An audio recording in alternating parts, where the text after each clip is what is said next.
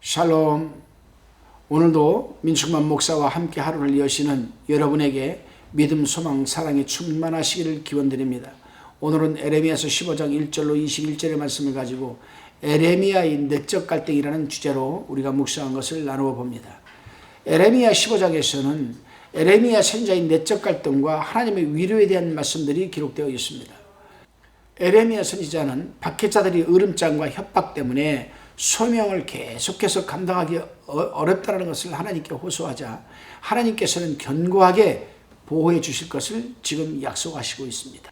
본문 1절에서 9절까지를 살펴봅니다. 에레미야가 전장에서 14장에서 그렇게 간절히 기도해도 하나님은 오히려 기도하지 말라고 하셨죠. 하나님이 이 기정방침이신 재앙은 모세와 사무엘이 기도해도 변경할 수 없는 확정된 사실임을 에레미야 선지자에게 지금 말해주고 있습니다. 모세와 사무엘은 중보기자로서 모범자이지만 그들이 와서 지금 기도한다 해도 들어주시지 않겠다고 한 것은 에레미야 당시 인심이 더욱 강팍하였기 때문입니다. 그들이 받을 재앙은 전쟁으로 인한 사륙, 온역으로 인한 질병, 기근, 포로, 심지어 여러분 이 수재까지 겹쳐서 가축과 야수가 먹을 것이 없어 사방으로 흩어져 먹을 걸 찾다가 닥치는 대로 인명을 살상할 것이라고 하였으니 참으로 무서운 하나님의 심판입니다. 그렇습니다, 여러분. 하나님의 마음이 오죽했으면 이렇게 무섭고 감당하지 못할 이중 삼중적인 대재앙을 내리시겠습니까? 여기서 우리는 4절을 주목해 봅니다. 유다왕 히스기야의 아들 므낫세가 예루살렘에 행한 말을 인하여 내가 그들을 세계 열방 중에 흩으리라 이렇게 하셨습니다. 이 말씀은 므낫세 왕 당시 그가 받을 벌을 유보해 주었는데 그때 유보해 준 벌을 지금 유다민에게 내려 열방으로 흩어버리시겠다는 겁니다. 제가 오늘 우리 교회에서 섬김에 따르는 보상이라는 제목으로 설교 중에 하나님께서 깨닫지를 못하는 당신의 백성들을 다스리는 방법 가운데 한 가지가 가족들을 흩트는 것이라고 말씀을 선포했습니다. 지금 이스라엘 유다인들을 그렇게 하시는 것입니다. 그럼에도 깨닫지를 못하고 오히려 하나님의 경고를 외치고 있는 에레미야 선지자에게 으름장을 놓고 협박을 하는 그들을 하나님이 어찌 그냥 두시겠습니까? 다시금 본문 10절로 14절을 우리가 살펴봅니다. 1절에 재앙이라는 말씀이 나왔죠. 재앙이라는 말은 뜻하지 않게 생긴 재앙이나 사고를 의미합니다. 그리고 재앙이 오는 이유는 여러 가지가 있겠지만 욕심이나 외면이나 부주의 때문의 경우도 많습니다. 본문 당시 유다 백성들도 마찬가지였습니다. 10절에 보게 되면 내게 재앙이로다 나의 모친이여 모친이 나를 온 세계에 이렇게 다툼과 이 침을 당할 자로 낳으셨도다. 슬플 탄식을 하고 있습니다. 하나님으로부터 받은 이 엄한 재앙도 자신들 스스로가 초래한 재앙이죠. 하나님을 외면하고 하나님의 말씀에 부주의한 대가인 것입니다. 무엇보다도 하나님으로부터 재앙이 오게 되면 인간의 힘으로는 어쩔 수 없는 지경에 빠지고 맙니다. 그렇습니다, 여러분. 어지간한 어려움과 고통 가지고는 재앙이라는 말을 사용하지 않습니다. 불가항력적인 상황에 놓여야 비로소 재앙이라고 합니다.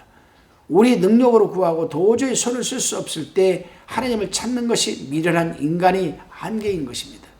재앙이 다가오기 전에 경고함에도 불구하고 왜 그렇게 깨닫지를 못하는 것인지 안타까워만 하고 있을 것이 아니라 이제부터라도 하나님이 세미한 음성에도 귀를 기울이고 들을 수 있도록 우리는 훈련하는 것이 필요합니다. 다시금 본문 15절에서 18절을 우리가 살펴봅니다. 이런 상황에서 에레미야 선지자는 하나님께 호소를 합니다. 이제 에레미야 선지자는 하나님이 돌이킬 수 없는 심판을 확실하게 깨닫자 하나님께서 박해자에 대한 그 인내하심으로 박해받는 자가 오히려 멸망되는 일을 허락하지 않도록 하여 달라고 기도하고 있습니다.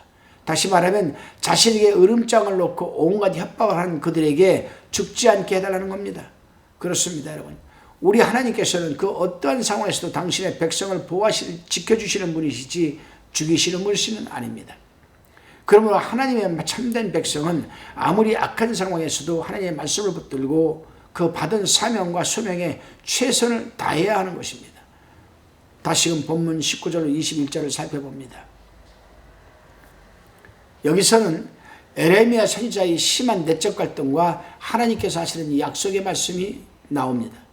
에레미야 선지자는 저들이 자신을 박해하는 중에도 나가서 외쳐도 오히려 자신을 해하려고 한다고 그렇게 말하고 있습니다. 그러자 하나님께서 에레미야 선지자에게 약속을 합니다. 내가 진정으로 내게 돌아오면 내가 내 입같이 될 것이니 그들은 내게 돌아오려니와 너는 그들에게로 돌아가지 말라고 지금 하셨습니다.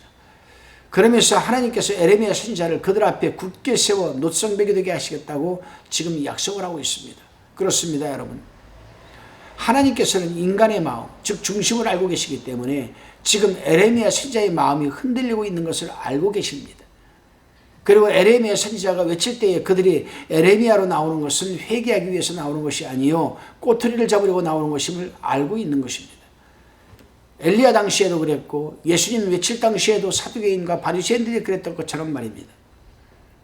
그러므로 하나님의 소명을 받은 자들이나 사명자들은 환경을 바라보거나 사람을 의식하지 말고 오직 하나님의 말씀만을 증거하게 될 때에 임마누엘이 하나님께서도 인도 보호하여 주실 것을 우리는 신뢰해야만 합니다.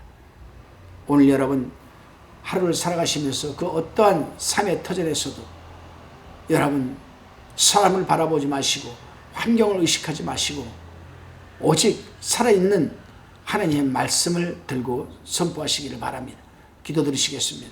주님, 우리 의지와는 상관이 없이 하나님께서 소명자, 사명자로 세워주셨사오니 우리가 하나님의 일을 감당하는 데 있어서 그 어떠한 악한 상황과 환경에 다가온다 할지라도 우리를 인도하여 보호하여 주실 것을 신뢰하게 하옵소서. 감사드리오며 예수님의 이름으로 기도드리옵나이다. 아멘.